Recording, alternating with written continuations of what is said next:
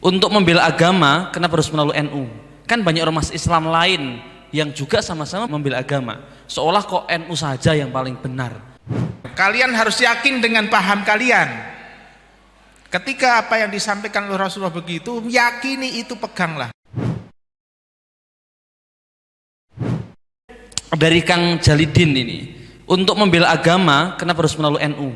Kan banyak ormas Islam lain yang juga sama-sama membela agama. Seolah kok NU saja yang paling benar. Ini satu hal yang cukup membuat satu pernyataan yang yang kontraproduktif dengan apa yang disampaikan oleh Kiai Muhtarom. Dan karena bagaimana kemudian Nahdlatul Ulama ini sebagai sebuah manhaj dan juga sebagai sebuah nidom yang harus diperjuangkan, karena memperjuangkan NU juga memperjuangkan Islam. Ini ada penanya yang mengatakan, kan bukan hanya NU yang memperjuangkan Islam, banyak ormas lain pula. Kenapa harus NU, dan kok kenapa sepertinya NU yang paling benar? Monggo ini Pak. Ya, baik. Tadi kembali lagi masa Rasulullah. Ketika ada Dzul Khuwaisirah yang jelas-jelas menentang perintah Rasulullah, Rasulullah tidak kemudian mengkafirkan si Dzul Khuwaisirah, cuman kasih warning kepada mayoritas sahabat yang ada di situ. Ya, dalam hal ini berarti apa? Karena wilayah bahwa ini si ini kafir apa tidak bukan lagi wilayah, termasuk Rasulullah sendiri pun tidak mengkafirkan si Dzul Khuwaisirah ini. Tetapi yang mayoritas ini sudah dikasih warning bahwa ini loh yang jelas-jelas bacaan sholat Qurannya lebih bagus dari kalian, sholatnya lebih bagus kalian, tapi dia beragama seperti anak panah lepas dari busurnya. Berarti di sini Rasulullah memberikan pemahaman kepada mayoritas sahabat yang ada di situ. Kalian harus yakin dengan paham kalian. Ketika apa yang disampaikan oleh Rasulullah begitu, yakini itu, peganglah. Maka kan kemudian Rasulullah, alaikum bisyawadil a'dzam, ikutilah mayoritas. Siapa yang benar saat itu kan ada kalau seingat saya ada itu hadis dari Ibnu Umar, Abdullah bin Umar ya. Mungkin nanti Pak Kiai Ramadan bisa koreksi saya kalau salah. Yang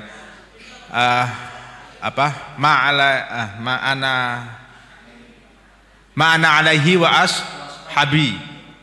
Jadi yang melaksanakan apa yang saya lakukan dan sahabat-sahabatku lakukan, itulah yang nanti selamat, menjadi kelompok yang selamat. Nah, disinilah kita harus yakin, karena ini yang kita perjuangkan ini adalah sesuatu yang memang kita yakini itu yang diajarkan oleh Rasulullah. Adapun ada orang lain yang merasa bahwa apa yang dilakukan benar, ya silahkan. Sama tadi seperti Dzul Khuwaisirah.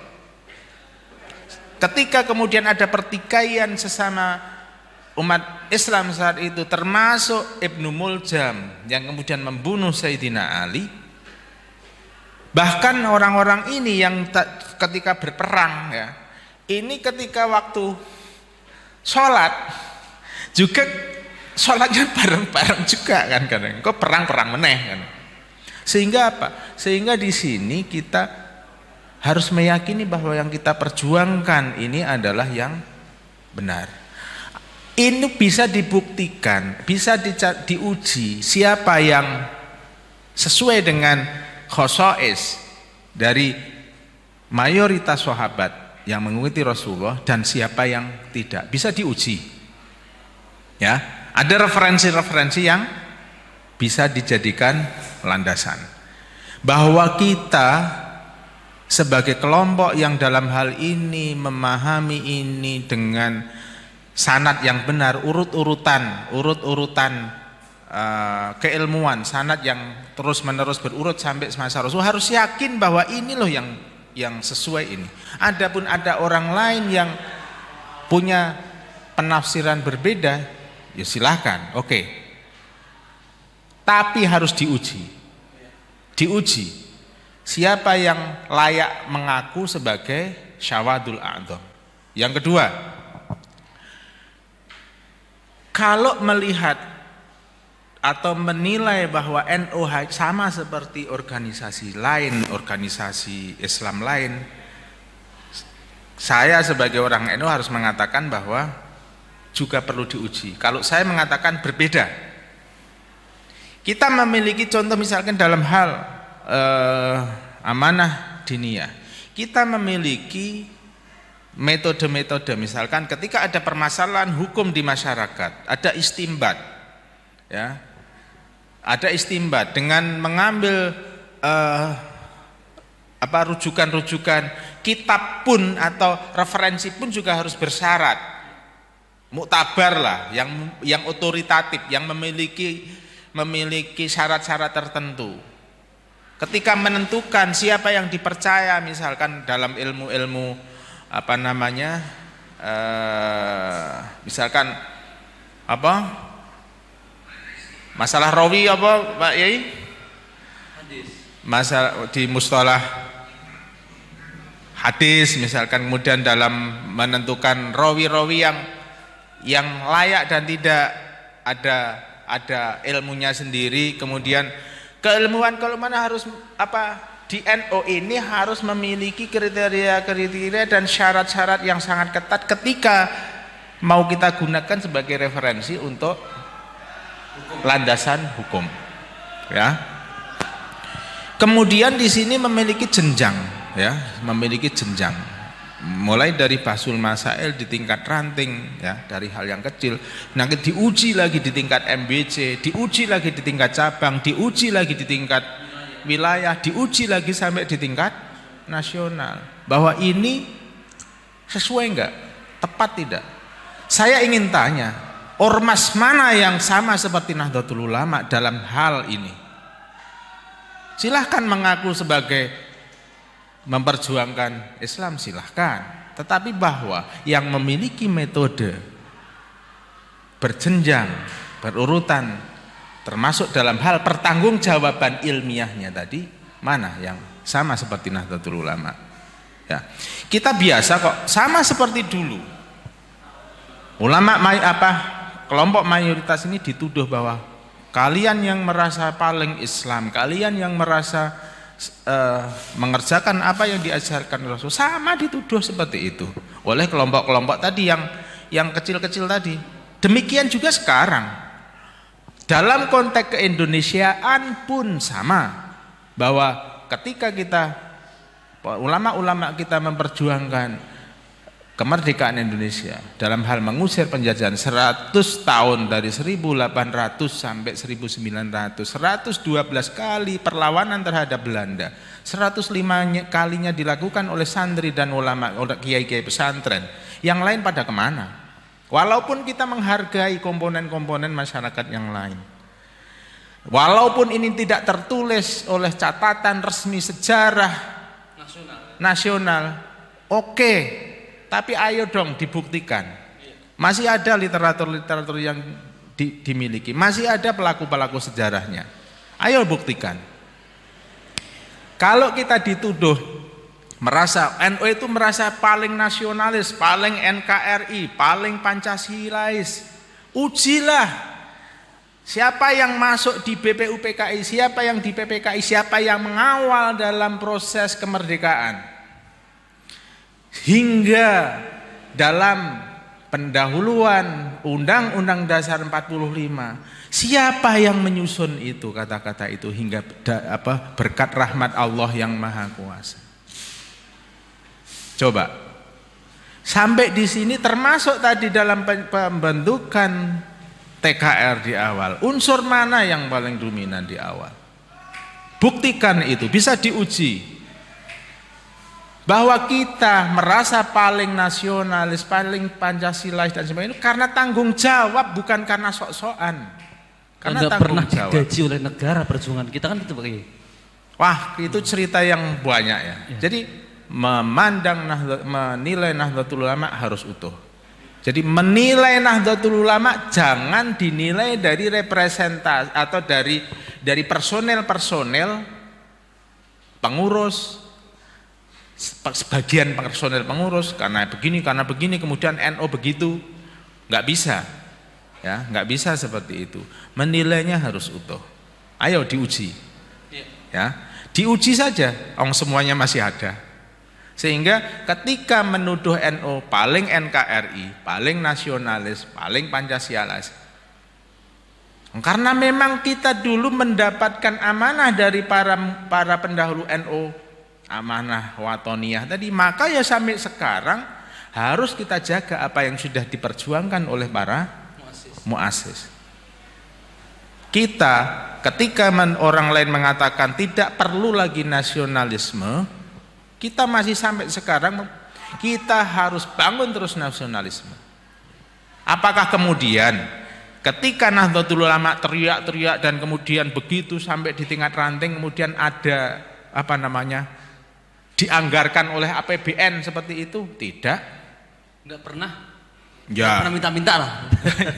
Jadi aneh jika kemudian tuduhan-tuduhan itu dialamatkan kepada NU. Yang justru harus ditanyakan adalah orang-orang maupun kelompok yang menuduh bahwa NU sok nasionalis, NU sok NKRI, NU sok Pancasialis, bahkan termasuk tadi NU kok sok paling benar sendiri, yang karena kita merasa bahwa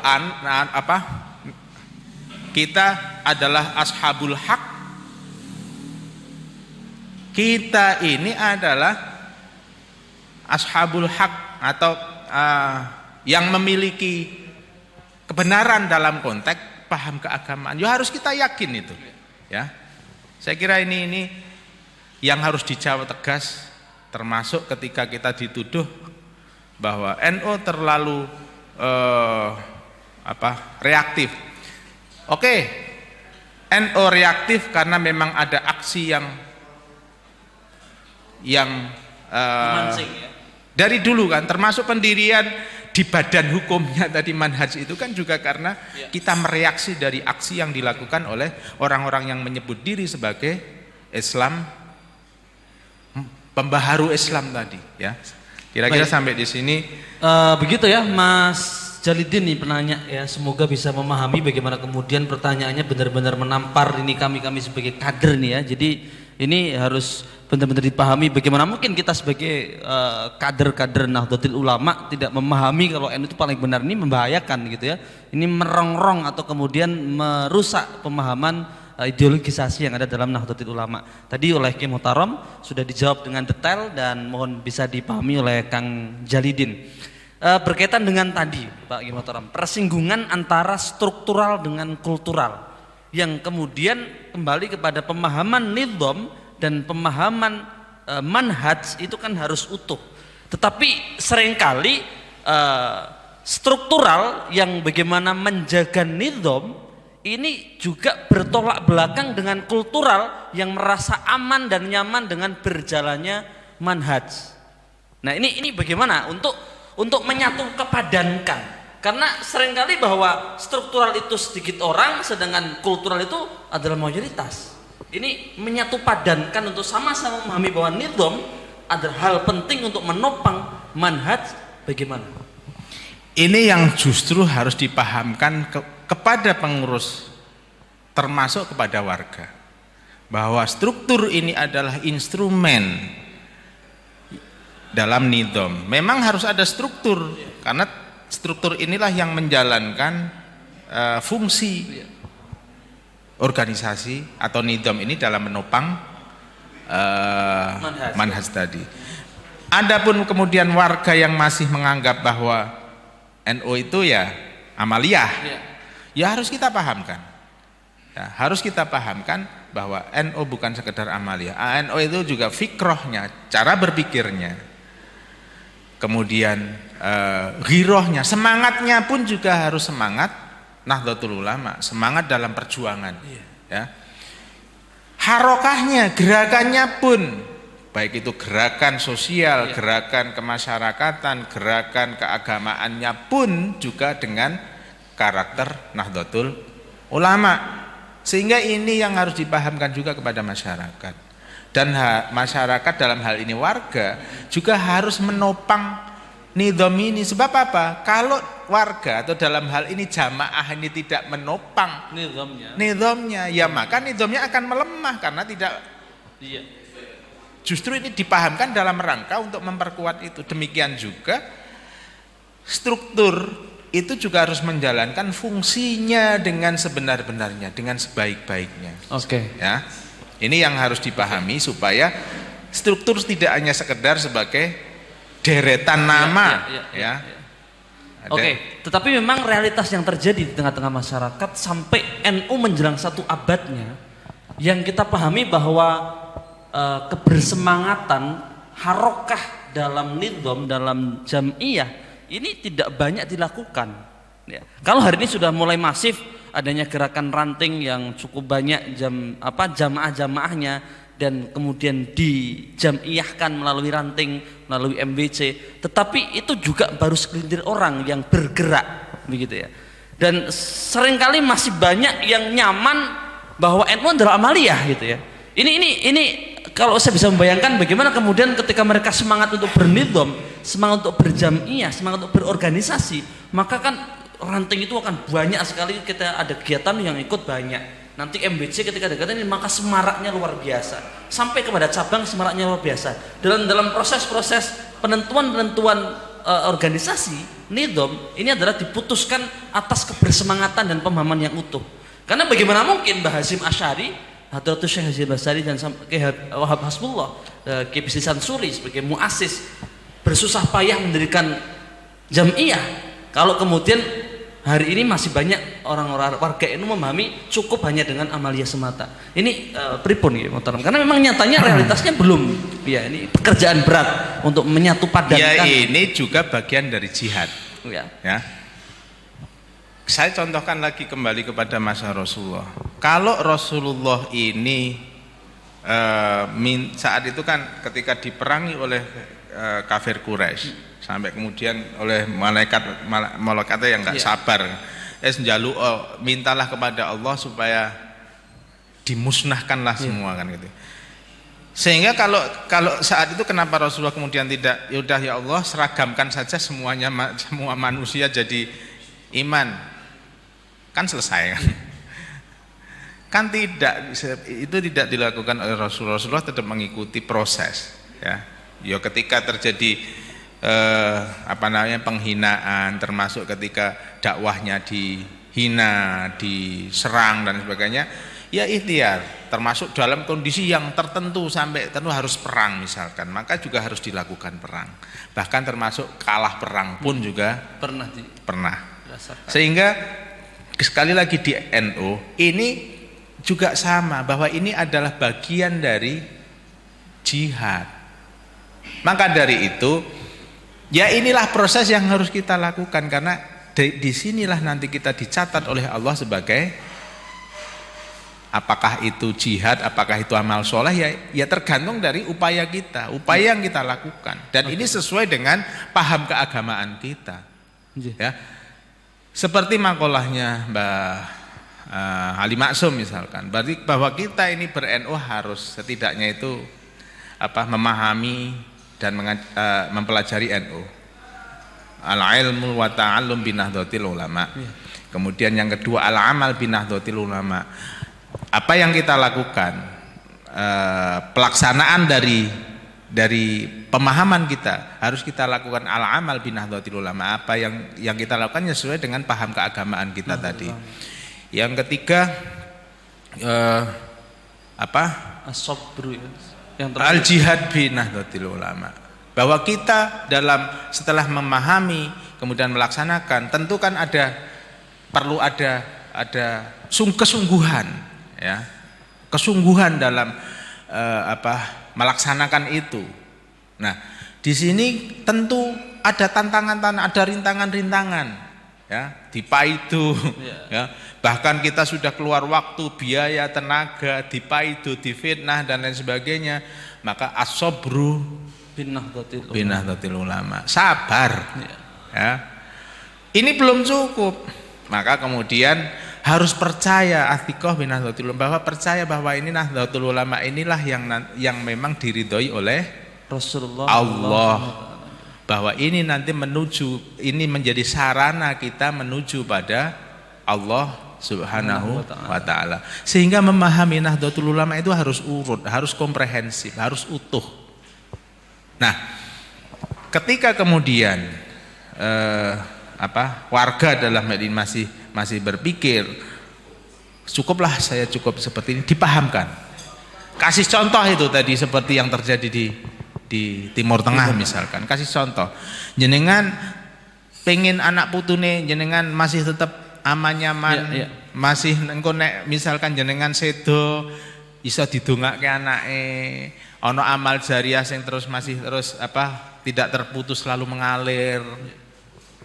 Bagaimana carane? Ya harus kondisi situasi aman. Nah, ini semuanya terkait, semuanya harus diupayakan. Tidak bisa kemudian ujuk-ujuk. Engko nek tadi ujuk-ujuk semuanya baik-baik saja. Nah, terus nilai jihadnya di mana? Iya, bagaimana nih perjuangan kita? Oke, Mas. Ada satu hal lagi yang kemudian oleh PBNU hari ini kan digelorakan, yaitu bahwa Nahdlatul Ulama itu organisasi pelayanan, bukan perayaan. Ya, ada khidmah di dalam Nahdlatul Ulama. Ini kan yang menjadi garis pemisah barangkali bahwa perjuangan Nahdlatul Ulama oleh para struktur yang ada ini belum banyak menyentuh kultur yang ada. Apakah kemudian banyak yang dipahami oleh pengurusnya hanya sekedar perayaan, belum sampai kepada titik pelayanan. Ini hal penting mungkin yang perlu oleh Muhtaram jawab agar para penggerak-penggerak dan yang masuk dalam struktur ini benar-benar memahami betul dan bagaimana melakukan perjuangan untuk menyatu padankan antara kultural dan struktural untuk memahami nidham dan juga manhaj itu sendiri. Ya, tadi kembali lagi dalam pemahaman. Jika memahami NU itu utuh tadi, berarti kita secara otomatis harus melayani. Iya. Karena duduk di struktur memiliki tanggung jawab menunaikan amanah tadi. Apakah menunaikan amanah tadi itu kemudian kita ongkang-ongkang, ya, hanya sekedar dapat prestis sebagai ketua PCNO misalkan? Kan tidak, harus amanah yang diberikan kepada kita apa? Kalau di organisasi kita kan melalui mekanisme, ada konferensi, ya. Kemudian di konferensi itu kan ada usulan-usulan, misalkan di komisi-komisi, ya, usulan-usulan yang kemudian nanti dimasuk menjadi diplenokan, disetujui menjadi bukan menjadi amanah, ya, amanah konferensi, amanah kemudian menjadi program kerja yang harus ditunaikan oleh pengurus. Nah, sampai di sini kan mestinya seluruh infrastruktur yang ada dalam kepengurusan mengerjakan ini dalam konteks apa? Menunaikan amanah. Berarti apa? Khodim, pelayan. Menunaikan amanah ini kan bukan seperti layaknya ASN misalkan, atau kalau kita di sini misalkan Pemkot yang memiliki APBD. Ya, kita ya harus cari bagaimana supaya program bisa berjalan. Dalam rangka tadi kembali semua adalah dalam rangka menopang paham atau manhaj Ahlus Sunnah wal Jamaah. Oke, jadi jelas ya kalau kemudian mau menjalankan roda organisasi dengan utuh, otomatis NU adalah pelayanan gitu ya. Pelayanan karena bagian daripada menjalankan amanah warga Nahdien gitu. Ya. Adapun kemudian nantinya ada penugasan-penugasan. Dari penugasan itu kemudian misalkan memperoleh jabatan-jabatan misalkan. Maka itu juga harus dipahami itu sebagai bagian dari menunaikan amanah dan tanggung jawab. Adapun kemudian dari jabatan itu memperoleh fasilitas, ya itu keberkahan lah ya. Itu keberkahan. Tetapi bahwa memahami itu harus, lagi-lagi memahaminya harus utuh. Ketika penugasan misalkan sampean Mas Hatim, sampean memiliki kompetensi di bidang politik misalkan. Mas sampean kayaknya harus terjun ini di politik, kemudian ditugasi. Udah terjun ke politik, memperjuangkan melalui jalur politik formal. Maka sampean laksanakan itu sebagai apa? Perintah sebagai penugasan. Nah, di sini berbeda ketika kemudian masuk NU, struktur NU, kemudian orientasinya supaya nanti dapat jabatan-jabatan politik. Masuk NU untuk memperoleh keuntungan dari finansial, ekonomi misalkan, yang tidak digunakan dalam perjuangan NU. Maka di sini nanti tidak berbeda ya, berbeda dengan tadi kalau dimaknai sebagai pelayan tadi ya, sebagai pelayan, sehingga ketika pelayan kita misalkan saya harus memperjuangkan, saya harus mengupayakan bagaimana ada dana-dana yang bisa digunakan untuk operasional kegiatan lembaga misalkan, harus cari sesuai dengan yang saya mampu, terutama terkait dengan pemberdayaan misalkan. Maka dalam mengupayakan itu adalah bagian dari khidmah. Jadi ini yang memahami ini tuh harus betul-betul, sekali lagi memahami ini kayaknya sederhana tapi sebenarnya butuh pemahaman yang utuh ya, harus urut, tidak bisa parsial. Sekali parsial maka dia memahami NU dengan paham yang salah gitu ya. Ya, itu yang selama ini terjadi. Kenapa? Karena banyak sekali stakeholder ataupun komponen-komponen yang ada di NU sendiri memahami NU sesuai dengan pemikirannya, sesuai dengan apa yang dia pahami, inginkan lah ya, inginkan, bukan dia pahami. Mending kalau yang dia pahami, yang dia inginkan. Oke. Satu hal lagi berkaitan dengan masih lama, masih 15 menit lagi. Ini 15 menit lagi ini berkaitan dengan tantangan NU untuk ya di era hari ini yang perkembangannya begitu masif dan lain sebagainya.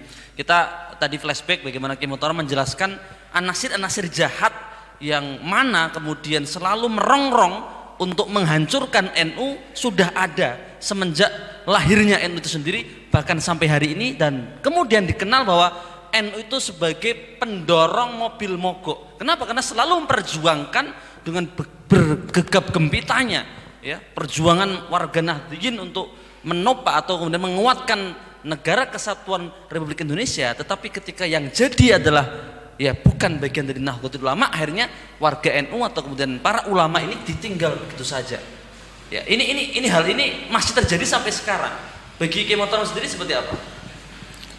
Lah, ini tadi yang saya sampaikan di awal, bahwa dalam konteks menjalankan amanah tadi, dua amanah diniyah dan amanah watoniyah sebelum kemerdekaan, kemudian dalam mempertahankan kemerdekaan, NU ini kan karakternya adalah karakter murni Ahlussunnah wal Jamaah ya. Kemudian pelaku-pelakunya dalam hal ini para kiai, para santri juga, misalkan ketika mengusir penjajah, dia menganggap itu bagian dari perjuangan dalam rangka membebaskan bangsanya dari penjajahan. Ini jihad, bagian dari jihad. Mereka tidak berpikir bahwa setelah nanti menang atau penjajahnya terusir, dia akan dapat jabatan-jabatan. Itu tidak berpikir begitu, karena tujuan utamanya adalah menjaga bangsa kita terbebaskan dari penjajahan. Nah, karena ini sehingga ini sering dimanfaatkan oleh orang lain. Udahlah, NU itu orang-orang yang ikhlas kok. Ada cerita dulu saya ketika masih di Jogja itu ada cerita. Jadi ada, enak nggak ya diceritakan, tapi ya segini saja. Ketika terjadi perang ya, saat itu melawan Belanda yang akan menduduki kembali di Jogja. Itu laskar-laskar ini kan bergerilya dan macam-macam ya. Tapi ada kelompok masyarakat tertentu lah ya, yang memang sudah status sosialnya itu sudah tinggi, lumayan bagus, sudah bagus lah, jadi juragan dari itu. Ketika misalkan ada perlawanan dari para laskar itu, mereka nanya, ana perang ya? Kemudian mereka nunggu kabar, ini kira-kira nanti menang mana ini? Kalau nanti misalkan pulang perang itu kemudian lewat situ, kalau sekarang misalkan tongkrongannya para takoni, ya, menang di, ayo, kita menang, terus dia kayak kamarnya segini mangan. Kemudian memposisikan diri sebagai juragan yang ngaweh ke anak buah gitu. Ya, traktir. Ya. Kemudian dia mengatur supaya engko ngene. Tapi ketika kemudian berperang, mereka selama nggak pernah terjun konfrontasi langsung dengan Belanda itu nggak pernah. Ya.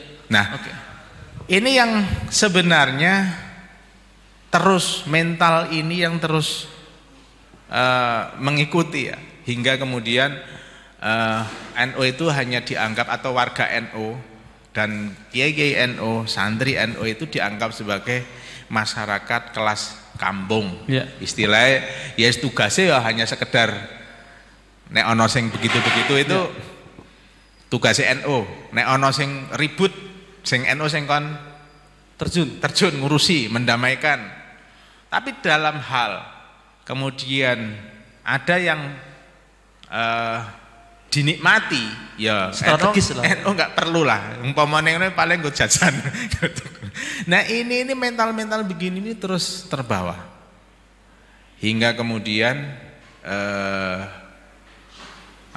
peran-peran NU itu diposisikan atau dipinggirkan.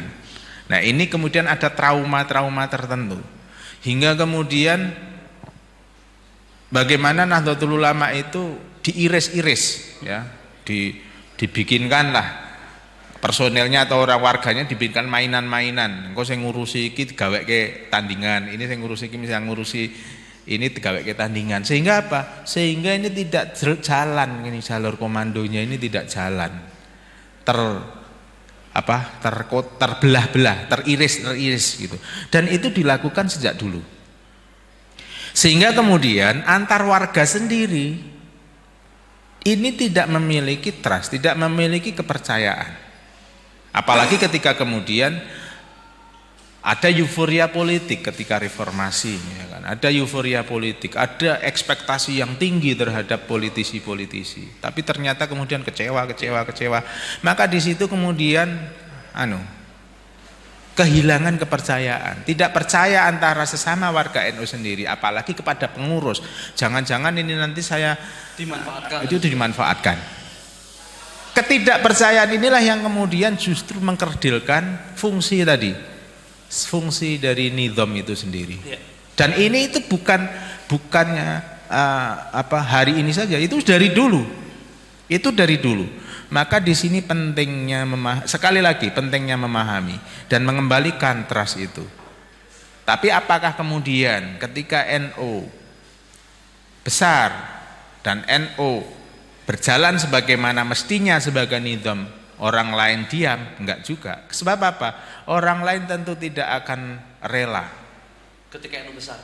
Kenapa? Ya lagi-lagi tadi kembali pada paham keagamaan.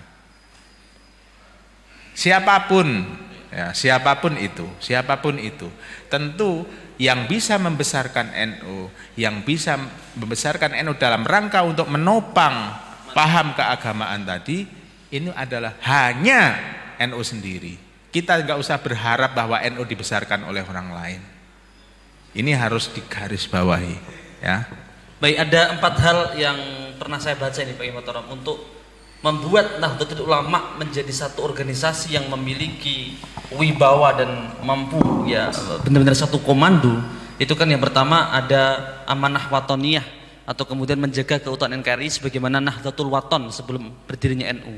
Yang kedua ada paham keagamaan, yaitu tasfirul afkar, jadi pemikiran keagamaan yang menguat begitu. Yang ketiga adalah ada yang disebut dengan Nahdlatul Tujar dalam hal perekonomian. ya, karena ini sebagai topangan betul. Kita nggak ada APBD, nggak ada APBN, bagaimana mungkin menjalankan organisasi tanpa adanya topangan-topangan ekonomi. Dan yang ketiga adalah membangun wajah Islam yang rahmatan lil alamin, kira-kira gitu. Jadi menggunakan model-model moderasi beragama, kemudian ya nilai-nilai Ahlus Sunnah wal Jamaah lah.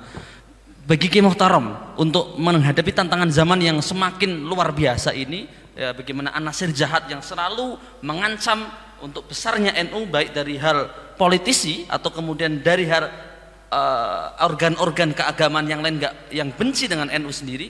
Ini pripun kunci utamanya untuk menjadikan Nahdlatul Ulama satu komando, satu barisan untuk memperjuangkan mandat atau paham keagamaan Ahlus Sunnah wal Jamaah.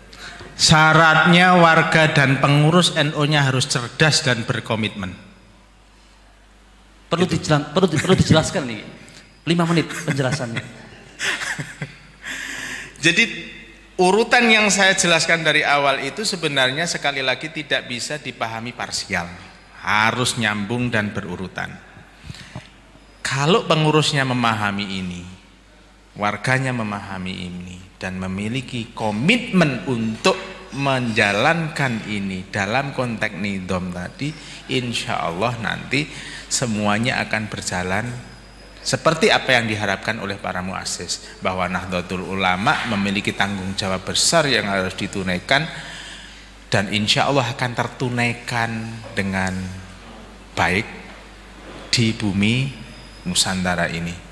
Nah, ini yang sekarang ini dilakukan oleh taruhlah pengurus lah, oleh PCNU misalkan, adalah memahamkan ini kepada pengurus dan warganya.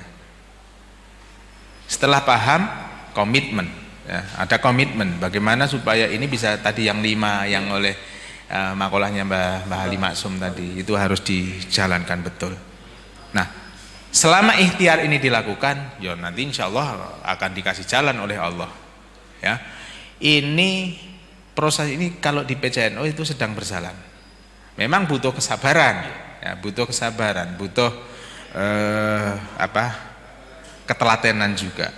Maka dari itu, apa tadi pertanyaan berikutnya adalah tadi, bagaimana membawa Nahdlatul Ulama itu satu komando, satu barisan dalam memperjuangkan manhaj. Karena yang terjadi kan tadi panjenengan menyampaikan selalu saja ada irisan-irisan. Ya, anasir jahat yang kemudian pengen merusak NU kan membuat tandingan-tandingan, ya, memecah belah dan lain sebagainya. Pemahaman, ya, pemahaman kecerdasan dalam memahami komitmen. Ya. Yang ketiga adalah setelah paham dan komitmen berarti kan otomatis akan taat komando. Taat komando ini penting. Sebab siapapun akan berkepentingan terhadap NU. Ya. Jika kepentingan itu menggunakan instrumen yang ada di NU, apalagi tadi mengiris-iris yang ada di NU, maka sudah barang tentu nanti sistem komando yang akan di NU tidak bisa berjalan efektif. Maka dari itu percayakan kepada pengurus, tentu harus pengurus yang memiliki komitmen dan sesuai dengan mekanisme dan aturan-aturan organisasi yang sudah disepakati di Nahdlatul Ulama. Apa itu? Qanun Asasi, ya, anggaran dasar dan anggaran rumah tangga, kemudian Khithah Nahdiyah, kemudian aturan-aturan lain, ya, pedoman organisasi dan lain sebagainya.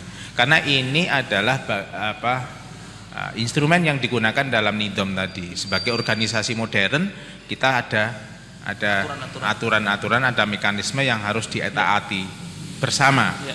Maka percayakan itu kepada pengurus dan taatlah pada komando. Insya Allah nanti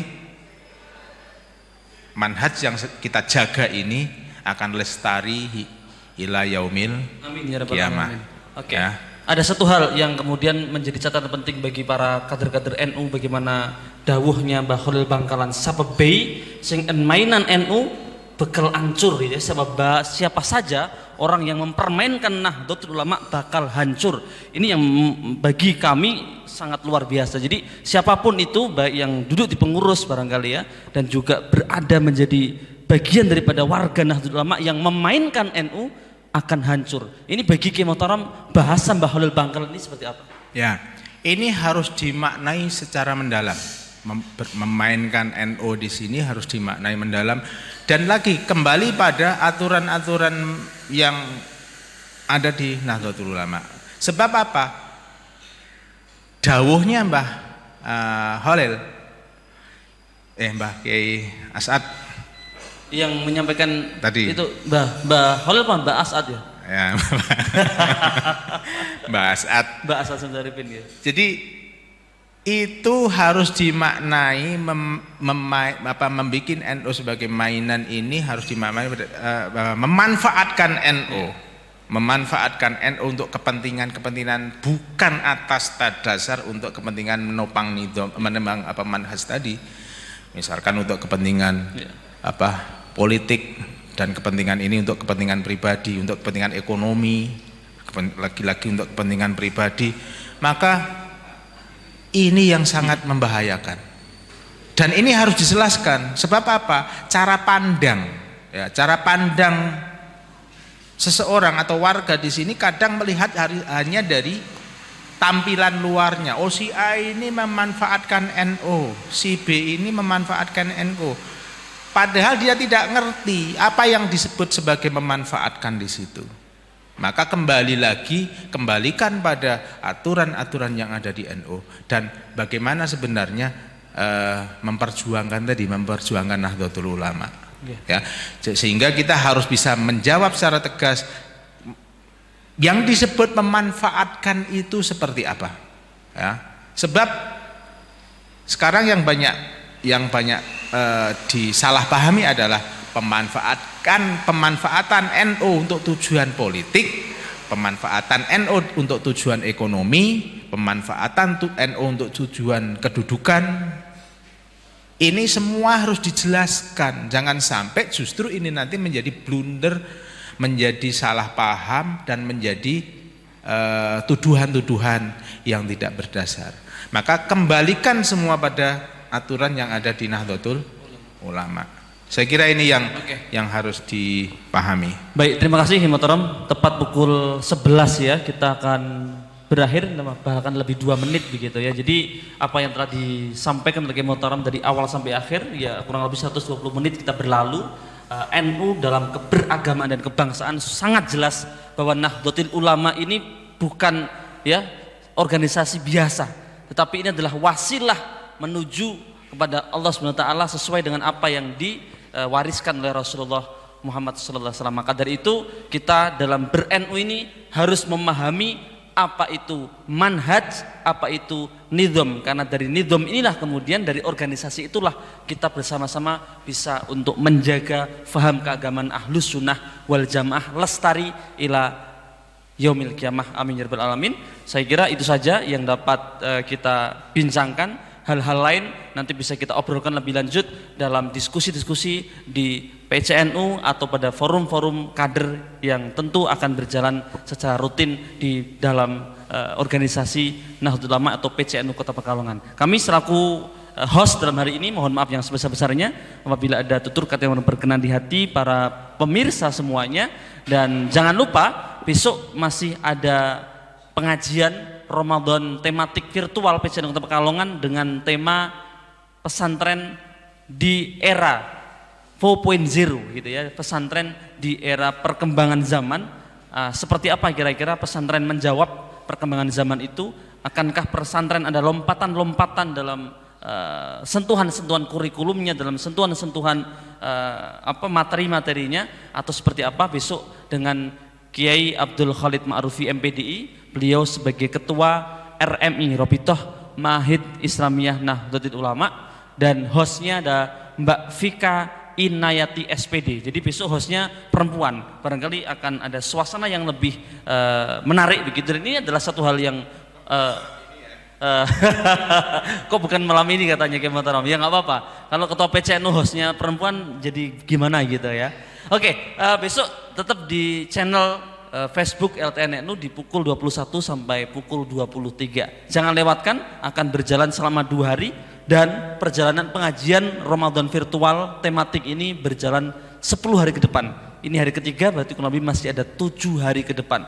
Pokoknya selalu stay tune di jam 9 sampai jam 11 malam di fans FB atau Facebooknya LTNNU Pekalongan. Matur nuwun, wallahu muwaffiq ila aqwamit thoriq. Wassalamualaikum warahmatullahi wabarakatuh.